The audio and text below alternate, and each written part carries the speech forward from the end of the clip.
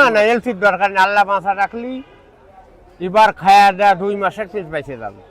ভিডিওতে আমার নাম্বার দেওয়া আছে, এই নাম্বারে আপনারা ফোন দিবেন। আপনি কিংস চান, দেশিল চান, হাইব্রিড চান, যেটা চান সেটাই পাবেন। দর্শক বন্ধুরা আসসালামু আলাইকুম। দর্শক, ক্রমশই পরিবর্তন হচ্ছে দেশি পেঁয়াজ এবং হাইব্রিড কিংস কুইন্স জাতের পেঁয়াজের দাম। আমরা রয়েছি পেঁয়াজের পাইকারি হাটে, আমরা এই মুহূর্তে পুষ্পপাড়া হাটে অবস্থান করছি। আর আমাদের সাথে রয়েছে ব্যবসায়ী কাকা। আসসালামু আলাইকুম কাকা। ওয়ালাইকুম আসসালাম। কেমন আছেন? আছি আলহামদুলিল্লাহ। ব্যবসা বাণিজ্য কেমন চলছে? চলতেছে ডিলা ডালা, বাজার নরম। আচ্ছা, আজকে বাজার কমতে নাকি বাড়তি রয়েছে গতদিন তুলনায়? স্যামসামি স্বাভাবিকই আছে। স্বাভাবিক। কত মন পেঁয়াজ কিনেছেন আজকে? আজকে কিনছি 6.5 টন। 6.5 টন। কোথায় যাবে কাকা? একটা যাবি ঢাকা ক্যান্টনমেন্ট, কচুঘাট ক্যান্টনমেন্ট, আর একটা যাবি টুঙ্গি। আচ্ছা, বর্তমানে পাবনা জেলার পেঁয়াজের চাহিদা কেমন রয়েছে? আছে মোটামুটি ভালো চাহিদা। মোটামুটি ভালো চাহিদা। হ্যাঁ। হাটে কি রকম আমদানি দেখলেন আজকে? আছে, বৃষ্টির হাট তো মোটামুটি তাও ভালোই আছে। আচ্ছা কাকা, কি প্রতিনিয়ত হাট বাজার করছেন? হ্যাঁ, প্রতিদিন। আচ্ছা, তো সব মিলিয়ে যেহেতু আজকে বাজার স্বাভাবিক আছে, হ্যাঁ। অনেক পেঁয়াজ কিনেছেন, 2 মার্কেটে যাবে যেহেতু, হ্যাঁ। তো আজকে কত করে কিনেছেন? আজকে দেশাল কিনলে 1000-এর থেকে 1100।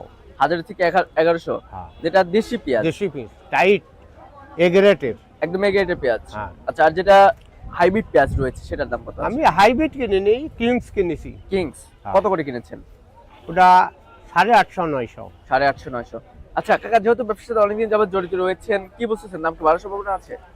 বৈশাখ মাসটা গেলি পরে আশা করা যায় কিছু বাড়তি হবে বাজার। কিছুটা বাড়তে পারে। হ্যাঁ। আচ্ছা, বর্তমানে যে বাজার আছে এই বাজারে কি পেঁয়াজ বিক্রি করে যারা কৃষক রয়েছে তারা কি ন্যায্য মূল্য পাচ্ছে? না না না না, এই দামে বেশলি কিচ্ছু থাকে না।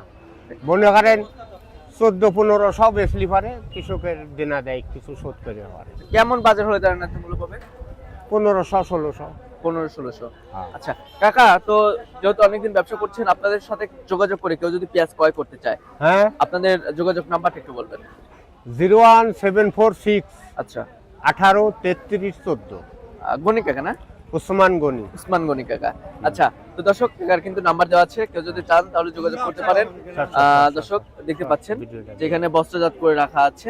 কাকা, হ্যাঁ। বর্তমানে বাংলাদেশের যে পরিমাণে পেঁয়াজ দেখছেন, এই হ্যাঁ। পেঁয়াজ থাকা অবস্থায় এলসি পেঁয়াজের কোনো দরকার আছে? না না, এলসির দরকার নেই, আল্লাহ বাঁচা রাখলি এবার খায়া দেয়া 2 মাসের পিস বেঁচে যাবে। 2 মাসে 2 মাসের পিসই বেঁচে যাবে। কারণ এর আগে আছে 60 মন 70 মন, এবার আল্লাহ দিলে 140-150 মন হয়ে আছে। আচ্ছা, এই যে আপনারা যারা ব্যবসায়ী রয়েছে এবং যারা কৃষক রয়েছে তারা ন্যায্য মূল্য পাচ্ছে না, পাশাপাশি আপনারা ব্যবসায়ীরাও লোকসানের মুখে পড়ছেন, তো সব মিলিয়ে সরকারের কাছে কি কোনো চাওয়া পাওয়া রয়েছে আপনাদের? হ্যাঁ, অবশ্যই চাওয়া আছে। আমরা বড় আশা করি সাধারণ জনগণ এই সরকারে ইলেকশন করে আনিছি, বহু দাঙ্গামা করি, রক্তক্ষরণ করি, তারপর এই সরকারে আনিছি। এই সরকার যদি কৃষকের একটু তাকায় নজর দেয় তাহলে আমরা আজীবন মাথায় করে রাখবো। আমার কাছে সরকারের একটা আবেদন, এই পিসটা যদি 40 টাকা রেট পায় তাহলে খাওয়া আলারও সমস্যা নাই, বেচা আলারও সমস্যা নাই, আরামসে দেশ চলবে। কিন্তু কৃষক মারিয়ে কোনোদিন দেশ চলে না। আপনারা মনে করেন যদি 30 টাকা কেজি পিস খাবো তাহলে কি সম্ভব কৃষকের?